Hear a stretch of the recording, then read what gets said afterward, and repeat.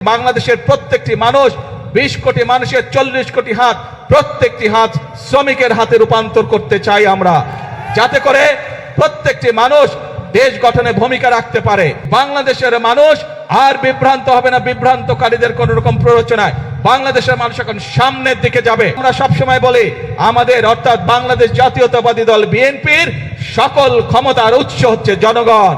জনগণের সমর্থন থাকলে আমরা প্রত্যেকটি জনগণের স্বার্থে যতগুলি কর্মসূচি সবগুলো ইনশাআল্লাহ আল্লাহর রহমতে আমরা বাস্তবায়ন করতে সক্ষম হব।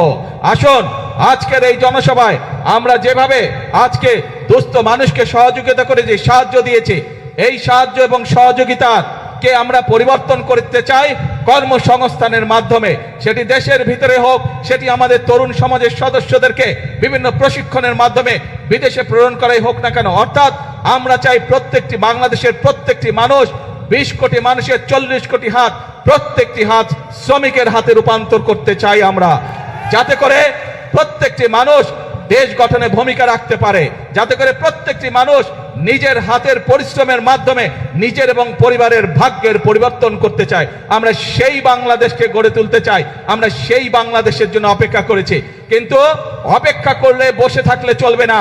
আমাদেরকে কাজ করতে হবে, আমাদের ফসলের উৎপাদন বৃদ্ধি করতে হবে, আমাদেরকে মিল কারখানা স্থাপনের মাধ্যমে আমাদেরকে কর্মসংস্থান এবং শিল্পের বিপ্লব আমাদেরকে ঘটাতে হবে। প্রিয় ভাই বোনেরা, আসুন আজকের এই জনসভায় আমরা সেই শপথ গ্রহণ করি, সেই প্রতিজ্ঞা গ্রহণ করি যে বাংলাদেশের মানুষ আর বিভ্রান্ত হবে না বিভ্রান্তকারীদের কোন রকম প্ররোচনায়।